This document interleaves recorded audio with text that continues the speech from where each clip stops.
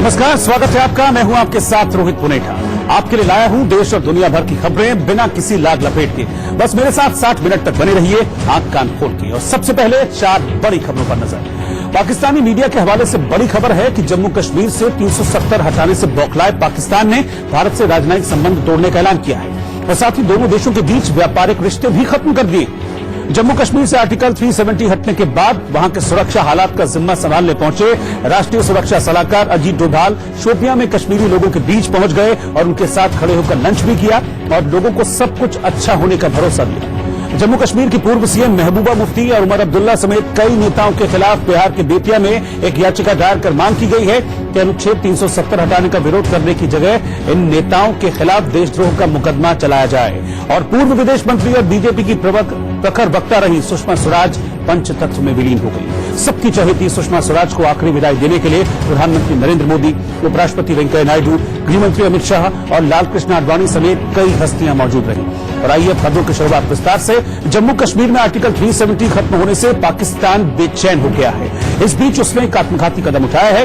Pakistani media के हवाले से खबर है कि पाकिस्तान के प्रधानमंत्री इमरान खान ने भारत के साथ राजनयिक संबंध तोड़ने का फैसला किया है। इसके अलावा कहा जा रहा है कि पाकिस्तान भारत के साथ द्विपक्षीय कारोबार पूरी तरह से बंद कर देगा।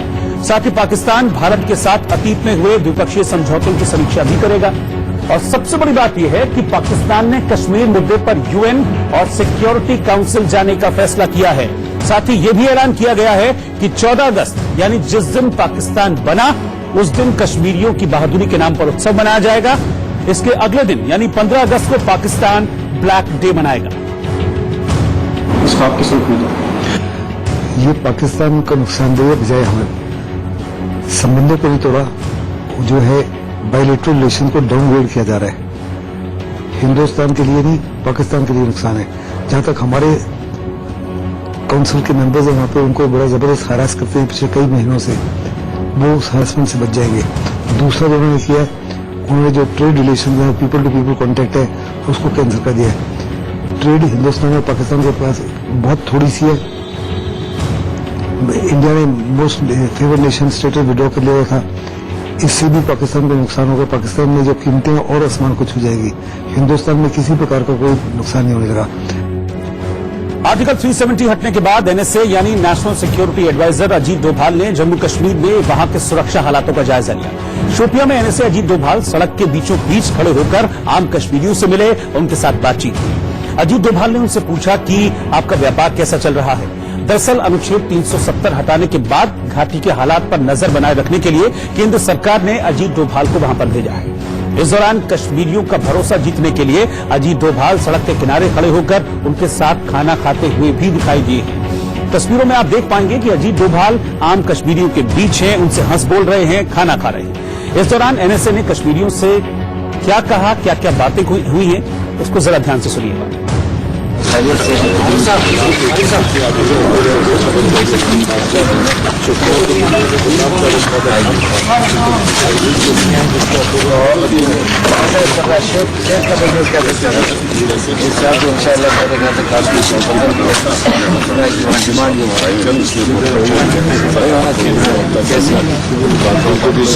हमारी जोड़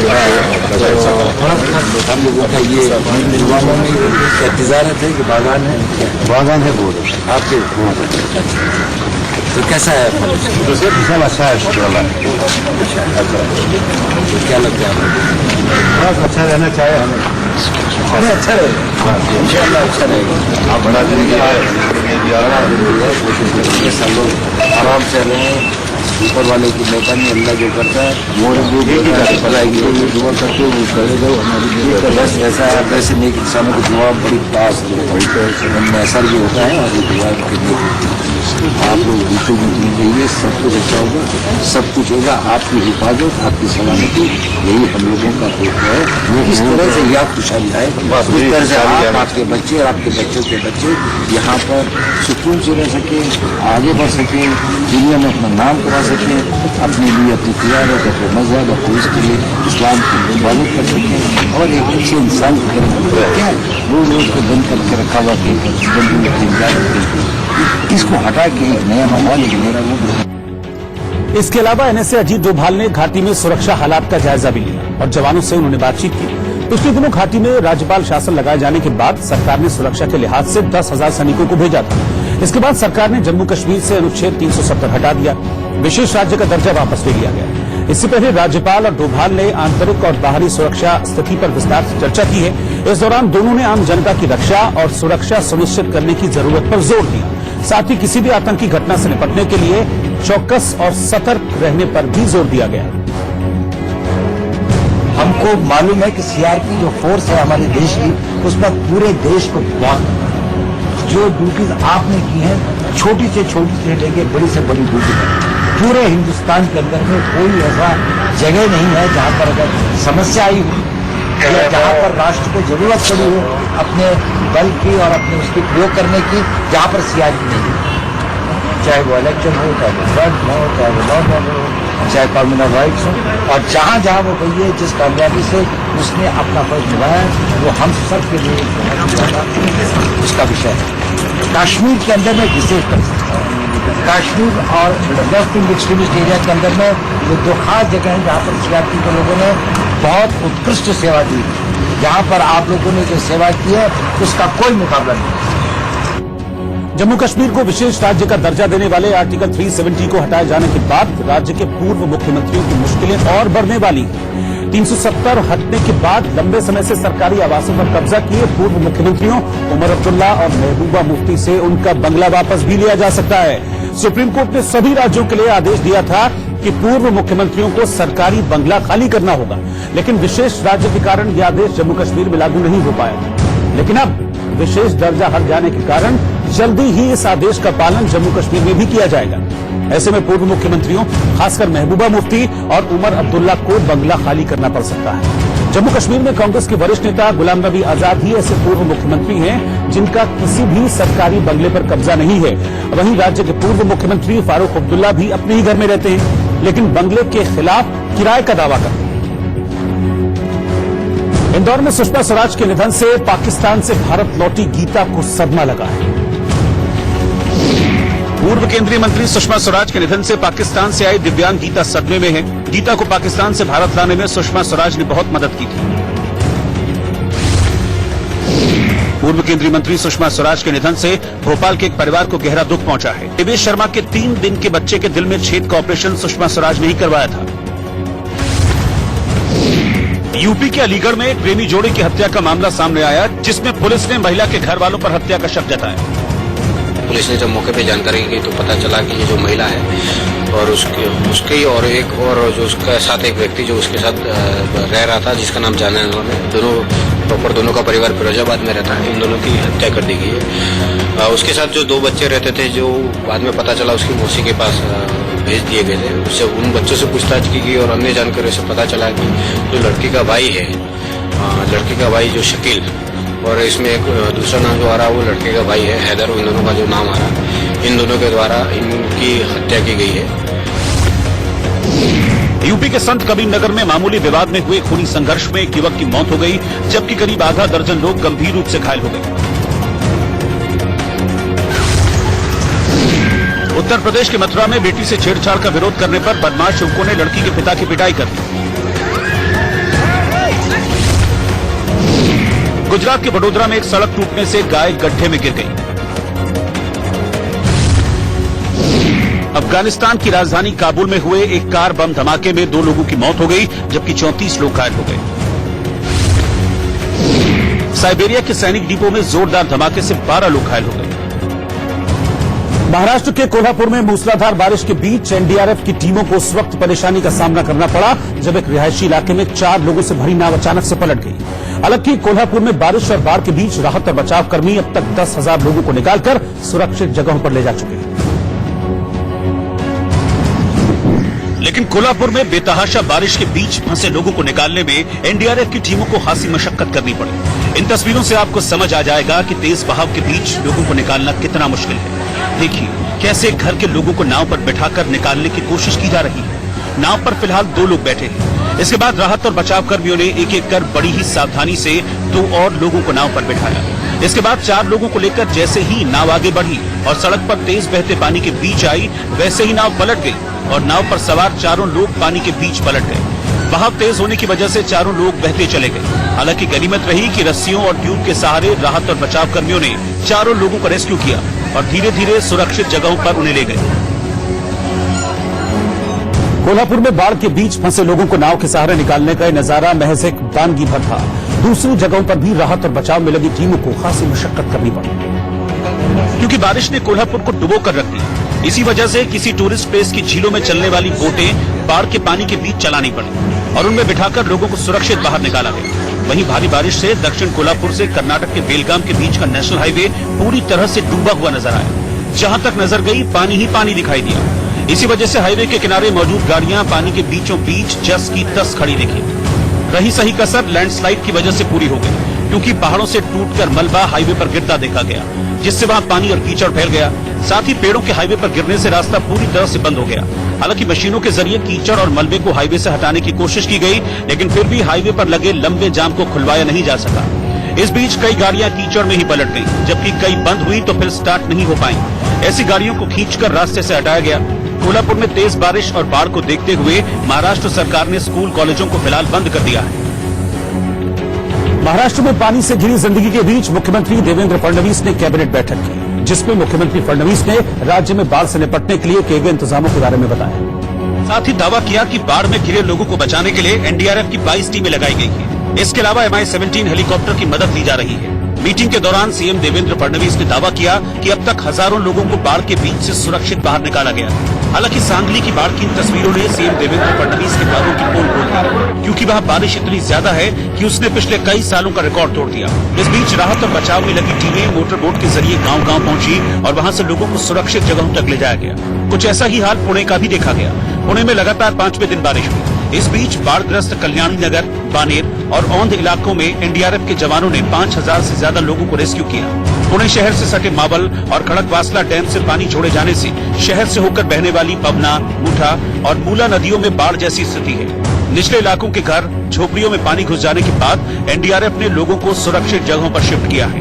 नासिक में भी ऐसे ही हालात हैं। मुंबई नासिक हाईवे के कसारा घाट पर रास्ते में भारी बारिश के कारण दरार आ गई, जिसकी वजह से करीब 100 मीटर का रास्ता 2 हिस्सों में बंट गया। हाईवे अथॉरिटी के मुताबिक नई सड़क बनाने में 1 महीने का वक्त लगेगा, जिसकी वजह से रास्ते को 1 वे किया गया है। वहीं गढ़चिरौली में हैदराबाद हाईवे पर पर्लकोटा नदी ओवरफ्लो हो गई, जिसकी वजह से नदी ब्रिज के ऊपर से बहने लगी। तेज बहते पानी का मंजर इतना खतरनाक था कि वहां से गुजरने वालों की सांसें थम गई और किसी की हिम्मत नहीं हुई कि वो अपनी गाड़ी पुल से गुजार सके। इस बीच मौसम विभाग ने दावा किया कि 9 अगस्त से पहले महाराष्ट्र में लोगों को बारिश से राहत मिलने की संभावना कम है। कर्नाटक में भी आफत की बारिश से जनजीवन अस्त व्यस्त है। भारी बारिश, बाढ़ और लैंडस्लाइड की वजह से Karnataka state road transport corporation ने मुंबई, पुणे और शिरडी की ओर जाने वाली सभी बसों को रद्द कर दिया है, क्योंकि बारिश और बाढ़ ने उत्तर और कोस्टल कर्नाटक में सबसे ज्यादा तबाही मचाई। ड्रोन कैमरों से ली गई इन तस्वीरों में देखिए कैसे बाढ़ ने रेलवे ट्रैक को ही डुबो दिया। पता ही नहीं चल रहा कि कहां जमीन है और कहां रेलवे ट्रैक। जहां तक नजर गई वहां पानी ही पानी था। इस वजह से लोग अपने घरों में ताले लगाकर सुरक्षित स्थानों पर जाते दिखाई दिए। लोगों का कहना है कि जब पानी निकल जाएगा तब ही वो अपने घरों को वापस लौटेंगे। इंसान क्या, भगवान भी बारिश के बीच रेस्क्यू किए गए। भारी बारिश के बीच लोग नाव बनाकर भगवान गणेश को मंदिर से निकालकर सुरक्षित जगह पर ले गए। चिकमंगलुरु में तो लोग एक पुल पर नदी के तेज बहाव से दहशत में आ गए।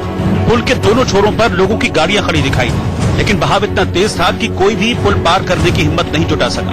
लगातार बारिश से बाढ़ और भूस्खलन हो रहा है, जिससे सकलेशपुर मंगलुरु रेलवे ट्रैक पर मलबा गिरने से ट्रेनों की आवाजाही रुक गई।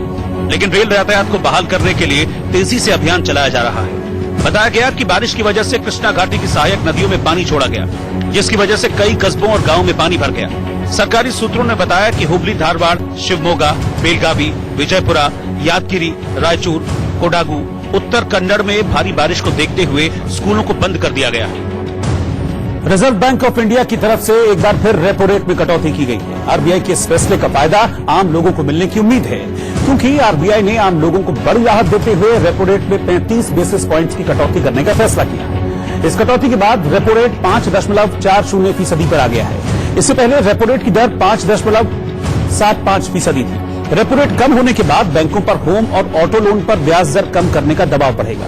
आरबीआई की ओर से रिवर्स रेपो रेट में भी कटौती की गई, 7.5% थी। रेपो रेट कम होने के बाद बैंकों पर होम और ऑटो लोन पर ब्याज दर कम करने का दबाव बढ़ेगा। आरबीआई की ओर से रिवर्स रेपो रेट में भी कटौती की गई। रिवर्स रेपो रेट घटकर अब 5.15% हो गया है। पहले दर 5.50% थी। रिवर्स रेपो रेट वो दर होती है जिस पर बैंकों को उनकी ओर से आरबीआई में जमा धन पर ब्याज मिलता है।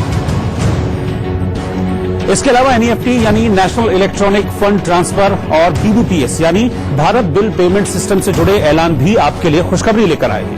दिसंबर 2019 से आप 24 घंटे एनईएफटी का इस्तेमाल कर फंड का ट्रांसफर कर पाएंगे। फिलहाल ये सेवा महीने के दूसरे और चौथे शनिवार को छोड़कर हर वर्किंग डे पर सुबह 8 बजे से शाम को 7 बजे तक उपलब्ध रहती है। इसके जरिए रिटेल पेमेंट सिस्टम में क्रांतिकारी बदलाव आने की उम्मीद है। एनईएफटी के जरिए ग्राहक देश के किसी भी बैंक से दूसरे बैंक में पैसे ट्रांसफर कर सकेंगे। रिजर्व बैंक ने एक और बात कही है जो आपको सीधा फायदा पहुंचाने वाली है। आरबीआई ने कहा कि वो प्रीपेड रिचार्जेस को छोड़कर सभी बिल पेयर्स को बीबीपीएस यानी भारत बिल पेमेंट सिस्टम के तहत लेकर आएगा। बिहार में महबूबा और उमर अब्दुल्ला पर देशद्रोह का केस चलाने के लिए याचिका दायर की गई। जम्मू कश्मीर के पूर्व मुख्यमंत्री महबूबा मुफ्ती और उमर अब्दुल्ला के खिलाफ देशद्रोह का मुकदमा चलाने की मांग को लेकर बिहार की बेतिया की अदालत में एक याचिका दाखिल की गई। जम्मू कश्मीर से अनुच्छेद 370 हटने पर पीएम मोदी के संसदीय क्षेत्र वाराणसी में लद्दाख के छात्रों ने खुशी मनाई। ग्रेटर नोएडा की एक पॉश सोसाइटी के आरडब्ल्यू अध्यक्ष पर मामूली विवाद में अपार्टमेंट में रहने वाले एक इंजीनियर से मारपीट का आरोप लगा है, जिसकी तस्वीरें सीसीटीवी कैमरे में रिकॉर्ड हो गई। एक तरफ से उसमें तहरीर आई थी, उसमें मेडिकल वगैरह कराया गया है। दूसरी तरफ के लोग भी आए थे, उनका भी कहना था कि उनके साथ में मारपीट की गई है, उनकी भी तहरीर ली गई है।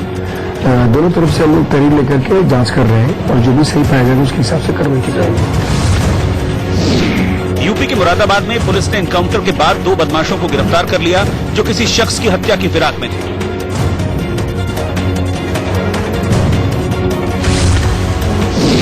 महाराष्ट्र में मूसलाधार बारिश के बाद कोल्हापुर सांगली हाईवे पानी में डूब गया। उत्तराखंड के लैंसडाउन में 3 तेंदुओं के शव मिलने के बाद कॉर्बेट पार्क में गश्त बढ़ा दी गई। इंटेंसिव पेट्रोलिंग के जरिए हाथियों से और पैदल गश्त से, उसके अलावा एटीवी से, इन सबको यूज करते हुए हम जो अपनी पेट्रोलिंग इंटेंसिटी है उसको मेंटेन कर रहे हैं और किसी भी तरह का अनवांटेड मूवमेंट उसको कैप्चर करने का प्रयास किया जाएगा। मुंबई नासिक हाईवे पर बारिश के कारण आई दरार की वजह से सड़क टूट गई। National highway authority of India के मुताबिक नई सड़क बनाने में करीब 1 महीने का वक्त लगेगा। महाराष्ट्र के कोल्हापुर में लगातार हो रही बारिश के बाद पूरा शहर पानी में तब्दील हो गया, जिसके बाद सरकार ने स्कूल में छुट्टी कर दी। मुंबई के पास कल्याण में एक शख्स को चोर समझकर कुछ लोग बड़ी बेरहमी से पीटते हुए दिखाई दिए। बताया गया कि वहां की एक मार्केट में इस शख्स की टक्कर एक महिला से हो गई थी, जिसके बाद महिला से उसकी कहासुनी होने लगी और देखते ही देखते वहां खड़े 2 लड़कों ने जोगो लोहरा को चोर समझकर पीटना शुरू कर दिया, जिसकी तस्वीरें सीसीटीवी में रिकॉर्ड हो गई, जिनमें देखा गया कि एक शख्स डंडे से उसे पीटने लगा। इस दौरान उसने पहले डंडा उसके पैर में मारा। इसके बाद जैसे ही दूसरा डंडा उसके सिर में लगा, वो तड़पता हुआ जमीन पर गिर पड़ा।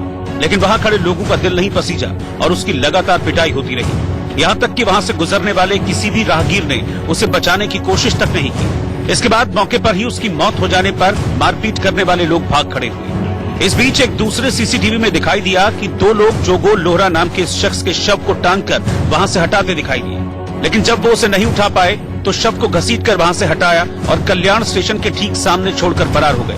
फिलहाल पुलिस ने हत्या के आरोप में संदेश जाधव और राजू जिब्राय सहित 5 लोगों को हिरासत में लिया है। बताया गया कि मारा गया शख्स झारखंड का रहने वाला था।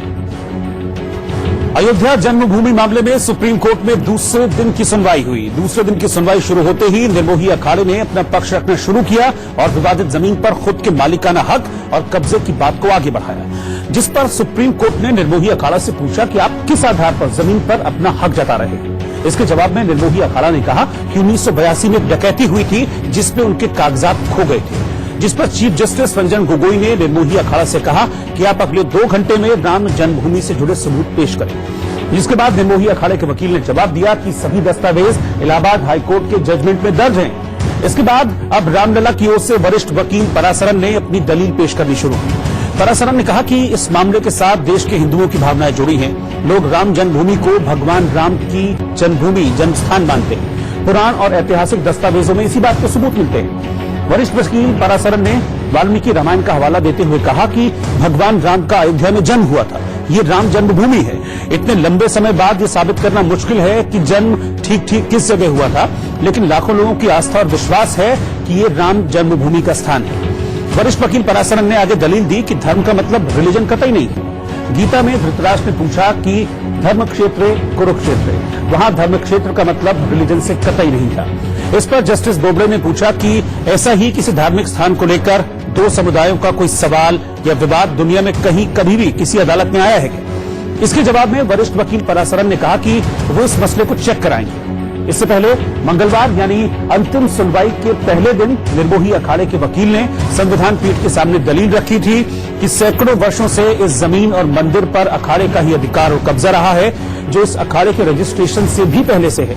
निर्मोही अखाड़े ने अदालत को यह भी बताया कि 1961 में वक्फ बोर्ड ने इस पर दावा ठोका था, लेकिन हम ही वहां पर सदियों से पूजा करते आ रहे हैं। हमारे पुजारी ही यहाँ के पूजा प्रबंधन को संभाल रहे हैं। इस पर चीफ जस्टिस रंजन गोगोई ने कहा कि हमारे सामने वहां के स्ट्रक्चर पर स्थिति साफ करें। चीफ जस्टिस ने पूछा कि वहां पर एंट्री कहां से होती है, सीता रसोई से या फिर हनुमान द्वार से। इसके अलावा सीजीआई ने यह भी पूछा कि निर्मोही अखाड़ा कैसे रजिस्टर हुआ था। चीफ जस्टिस ने निर्मोही अखाड़े को यह भी बताया कि ट्रायल कोर्ट में जज ने कहा है कि मस्जिद से पहले किसी तरह के ढांचे का कोई सबूत नहीं है। इस पर निर्मोही अखाड़े के वकील ने कहा कि अगर उन्होंने इसे ढहा दिया तो इसका मतलब ये नहीं है कि वहां पर कोई भी निर्माण नहीं था। और फिलहाल वक्त एक छोटे से ब्रेक का है। ब्रेक के बाद हम आपका कहते हुए पति स्वराज कौशल दर्द के असीम सागर में डूब गए।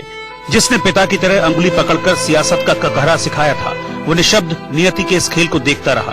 जिन्होंने सियासत में शून्य से लेकर शिखर तक का सफर साथ में तय किया, उनके कलेजे भी दो टूक हो गए। हार्ट अटैक के बाद सुषमा स्वराज को एम्स लाया गया था, लेकिन भगवान की मर्जी के आगे डॉक्टरों की नहीं चली।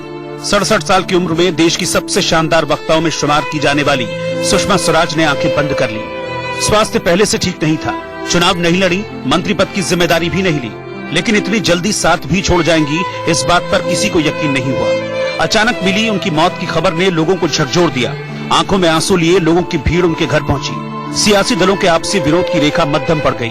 जो सुषमा स्वराज बीजेपी की आधार स्तंभ रही, उनके लिए विरोधी पार्टियों में भी मातम पसर गया। 40 साल के राजनीतिक सफर में अपने ममतामयी व्यक्तित्व के साथ सुषमा स्वराज ने जो भावनात्मक रिश्ते बनाए, उनके निधन पर वो सभी बिलख उठे। दुल्हन के लिबास में सुषमा स्वराज का आखिरी सफर शुरू हुआ। चेहरे पर मुस्कान, आंखों में चमक और रिश्तों में आत्मीयता, ये सभी यादें सौंपकर सुषमा स्वराज एक नए सफर पर चली गई। उनके पार्थिव शरीर को बीजेपी दफ्तर लाया गया। अटल आडवाणी के दौर में सुषमा स्वराज बीजेपी से जुड़ी थी। भाषण देने की प्रखर शैली ने उनको बीजेपी के अग्रणी नेताओं में शामिल कर दिया। दिग्गजों का स्नेह मिला और फिर देखते ही देखते सुषमा स्वराज बीजेपी की पहचान बन गई। संसद के अंदर या संसद के बाहर उनकी आवाज जनता की आवाज बनी। विपक्ष में रही तो सरकार को सोचने पर मजबूर कर दिया, सरकार में रही तो अपनी कर्मठता से सभी को चकाचौंध कर दिया। लेकिन अब स्नेह बरसाती उनकी आवाज न तो संसद में होगी और न ही सियासी गलियारों में। अब तो सिर्फ मौन है और दूर तक पसरा सन्नाटा। राजकीय सम्मान के साथ सुषमा स्वराज को विदाई दी गई। पंचतत्व में उनका पार्थिव शरीर विलीन हो गया। नम आंखों ने हाथ जोड़कर उनको आखिरी विदाई दी। प्रधानमंत्री के चेहरे पर इस दर्द की छाया है।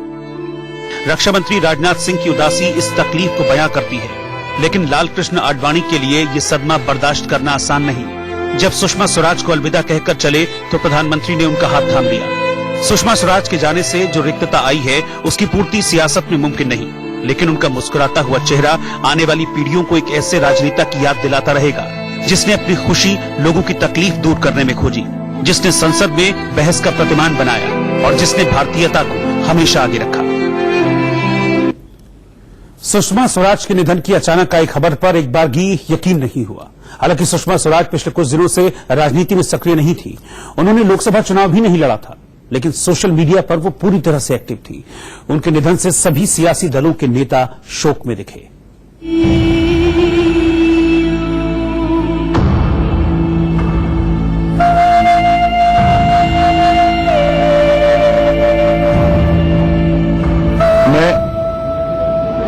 प्रभु से प्रार्थना करता हूं उनके परिवारजनों को ये आघात को सहन करने की शक्ति दे और स्वर्गीय सुषमा जी की आत्मा को चिर शांति प्रदान करे और देश उनकी सेवाओं को हमेशा हमेशा के लिए याद रखे।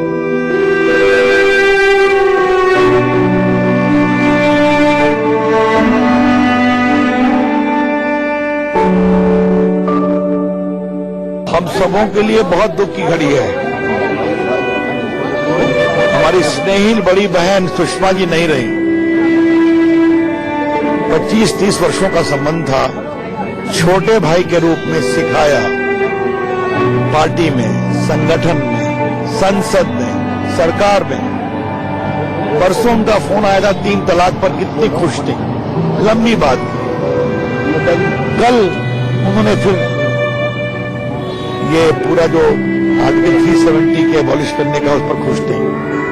आज संसद से लौट के आता हूं, उनकी ट्वीट देखता हूं और फिर खबर आती है नहीं रही। हम बहुत दुखी थे, शब्द नहीं मेरे पास।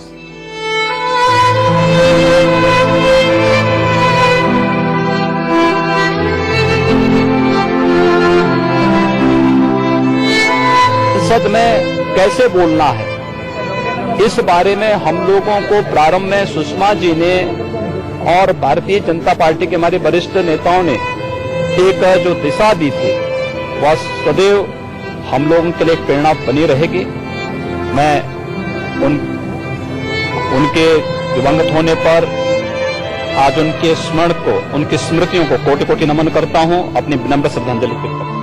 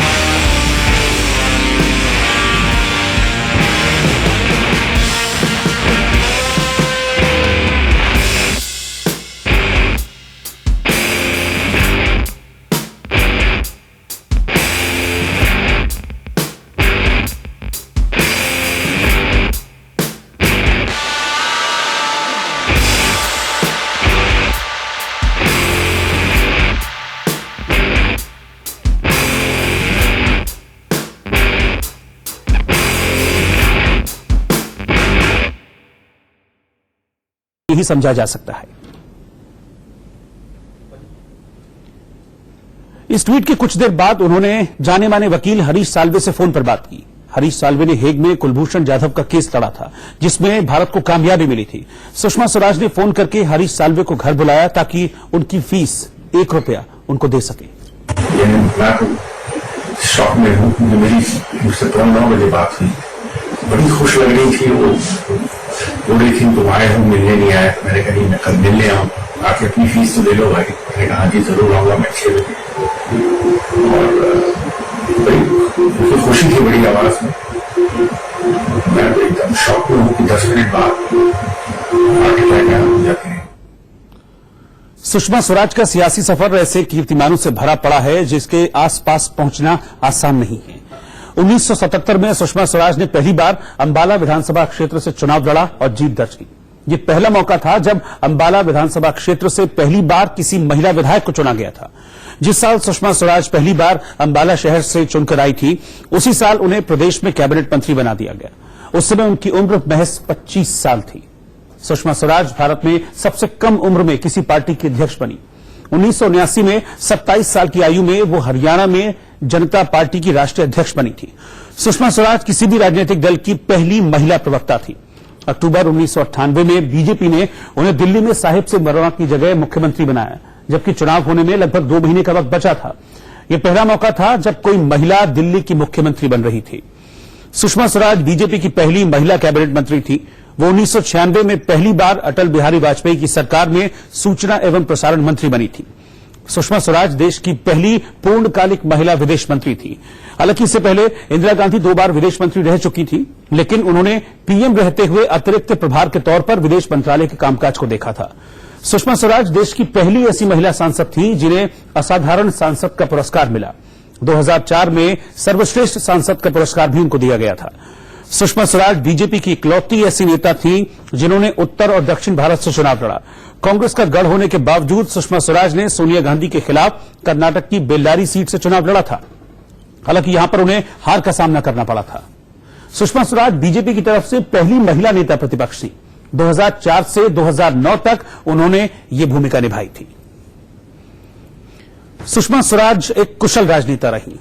वाजपेयी सरकार हो या फिर मोदी सरकार, उन्होंने मंत्री पद की जिम्मेदारी निभाते हुए नए कीर्तिमान बनाए।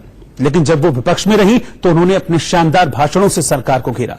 मनमोहन सरकार के दौरान सुषमा स्वराज ने उस वक्त हुए घोटालों पर धारदार हमला बोला था, लेकिन ये हमला भी उन्होंने पूरे अदब के साथ किया। कुछ तो मजबूरियां रही होंगी, यूं ही कोई बेवफा नहीं होता। सदन में 2G घोटाले पर गर्मागर्म बहस चल रही थी और सुषमा जी ने एक अदद शेर पढ़कर प्रधानमंत्री मनमोहन सिंह को लाजवाब कर दिया।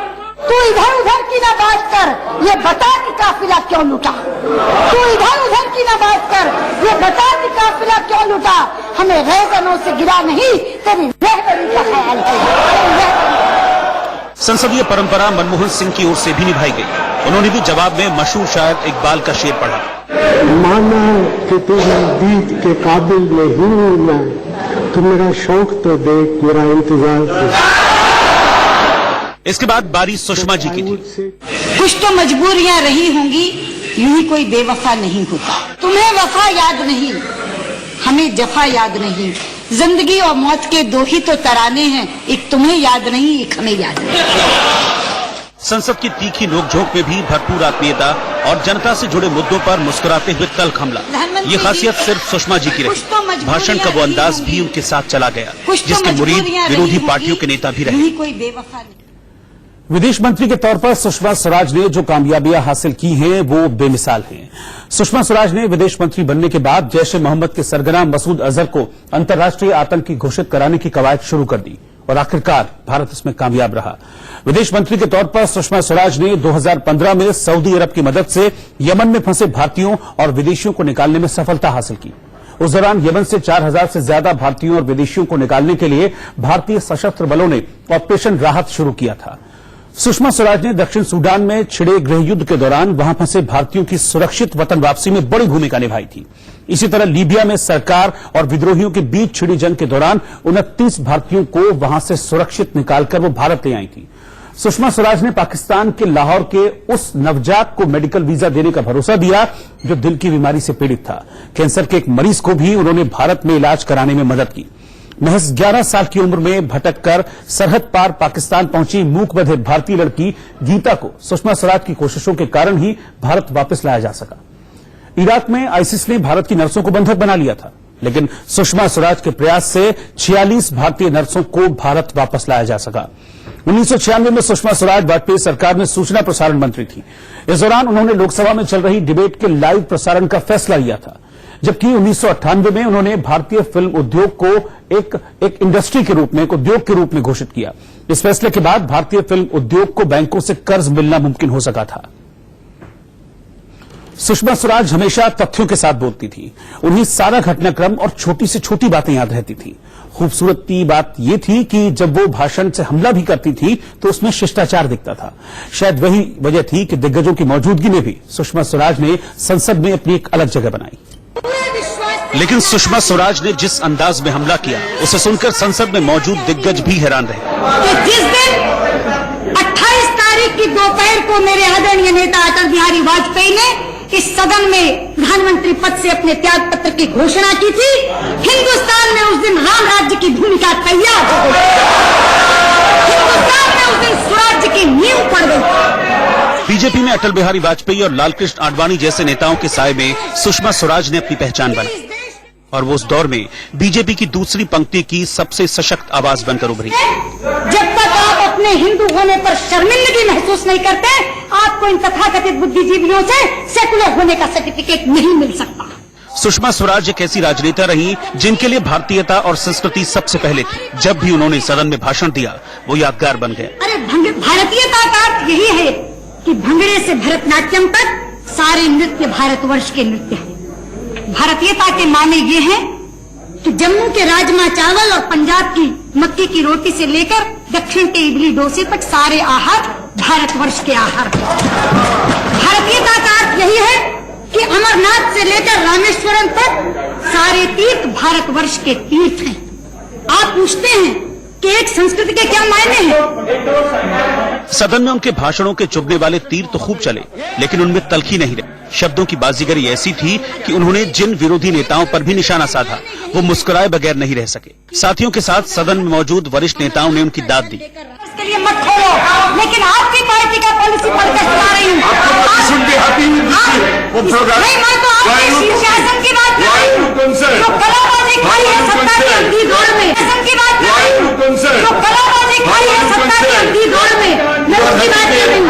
मैं इसको केवल ये पढ़ के बता रही हूँ कि सत्ता की दौड़ में मदहोश होकर आदमी इतनी उलटबाजी भी खा सकता है कि 50 साल तक जिन नीतियों को लेकर आपने राजनीति की है, आज वो राजनीति टोटल की टोटल, एब्सोल्यूट की एब्सोल्यूट आप छोड़ देंगे सिर्फ इसलिए कि सत्ता लोलुपता की दौड़ में या एंटी बीजेपी स्टांस के अंदर आपको कांग्रेस के साथ बैठना है, आपको जनता दल के साथ बैठना है। इसलिए मैं आपसे कह रही हूँ अध्यक्ष जी, यहाँ सदन में ये छोड़ सकते हैं, लेकिन बाहर जब अपने अपने क्षेत्रों में जाएंगे इनका कार्यकर्ता इन्हें छोड़ने नहीं देगा और ये उनके विरोध इस सरकार को गिराने का कारण बनेंगे। रामविलास पासवान कहते, शरद यादव अभी कह रहे थे नहीं ये सरकार तो चलेगी, नरसिंह राव जी ने आज कह दिया चलेगी। अरे भाई, नरसिंह राव तो मोहन साधे बैठे हैं, भूमिका निभा रहे हैं ये, और ये शरद पवार की भूमिका नहीं निभा रहे, ये ललिता पवार की भूमिका निभा रहे। विपक्ष के नेता के तौर पर उनका सामना कांग्रेस के दिग्गजों से हुआ और उनमें पूर्व राष्ट्रपति प्रणब मुखर्जी भी शामिल रहे। ये ठीक है, शायद 20% लोगों की आमदनी इस देश में बढ़ गई होगी, लेकिन वो विषमता फैलाती है। एक तरफ लोग 2000 रुपए पर प्लेट का खाना जाकर के 5 सितारा होटल में खा रहे हैं और दूसरी तरफ लोग 2 समय की रोटी के लिए तरस रहे हैं। मैं उनकी बात नहीं कर रही कहूंगा, वित्त मंत्री जी जरा मेरी तरफ देखिए, मैं किन की बात कर रही हूँ। इस कागज को छोड़ दीजिए। Almost in the same line. नहीं वित्त मंत्री जी, अगर आप ठीक नहीं करेंगे तो सेम लाइन पे बोलना ही पड़ेगा। आप ठीक कर लीजिए, भाषण बदल देंगे, लेकिन आप भाषण बदलने का मौका ही नहीं देते। अगर दाम बढ़ते जाते हैं तो फिर हम कैसे भाषण बदलें? सुषमा स्वराज के हमलों से प्रणब मुखर्जी भी मुस्कुराए बगैर नहीं रह सके, क्योंकि आपको काम ही इसीलिए आपको शासन ने उधर बैठाया है और हम इधर बैठे। हम तो प्रहरी हैं जनता के, इसलिए हम तो जनता की बात कहेंगे, चाहे हमारा भाषण आपको रेपिटेटिव लगे चाहे कुछ लगे। जब तक जनता दर्द सहती रहेगी, आप जनता को दर्द देते रहेंगे, हम जनता की बात कहते रहेंगे। पार्टी लाइन से ऊपर जाकर सुषमा स्वराज की दोस्ती सभी दलों के नेताओं से रही। सदन के बाहर या अंदर उन्होंने किसी को गैर नहीं समझा। मुद्दों पर हमला भी किया, लेकिन आदर और सम्मान भी दिया। कि इतनी बड़ी संख्या में इस संसद में युवा सांसद जीत करके आए हैं, मैं उनका सबका अभिनंदन करती हूँ, हृदय से अभिनंदन करती हूँ, क्योंकि जब वो भोले वाले चेहरे मुझे दिखते हैं तो जिंदगी में मैं स्वयं पीछे पहुंच जाती हूँ, अपना समय याद आ जाता। जब 25 बरस की उम्र में चुनकर गई थी और कैबिनेट मंत्रालय का भार संभाला था, लेकिन मैं केवल उनका अभिनंदन नहीं करती, मैं उनको ढेरों ढेरों शुभकामनाएं देती हूँ। कि जिन अपेक्षाओं से उनके क्षेत्र के लोगों ने उन्हें जिताकर भेजा है वो उन अपेक्षाओं को पूरा करें। लेकिन उन अपेक्षाओं को पूरा करने के लिए सरकार को कुछ करना होगा। हाँ, पवन भाई को देखकर याद आया मुझे, पवन भाई और हम एक ही डिपार्टमेंट से पढ़े हैं। वो 1 साल मेरे सीनियर थे, उम्र में शायद 3 साल बड़े हैं मुझसे। 13 साल पहले मेरी पार्टी ने मुझे कैबिनेट का मंत्री बना दिया था। 13 साल बाद इनकी पार्टी को याद आई है और वो भी सीजनल मिनिस्ट्री देकर के चुप गए हैं। 4 महीने काम करेंगे, 8 महीने खाली बेचेंगे। प्रणव दा, कम से कम महकमा तो साथ में दिलवा दीजिए कि 12 महीने मेरा भाई काम कर सके। बहुत योग्य है वो डिपार्टमेंट, ही बहुत योग्य लोगों को निकालता है। और अब आखिर में चलते चलते आज आपको सुषमा जी की कुछ यादों के साथ छोड़े जा रहे हैं। नमस्कार।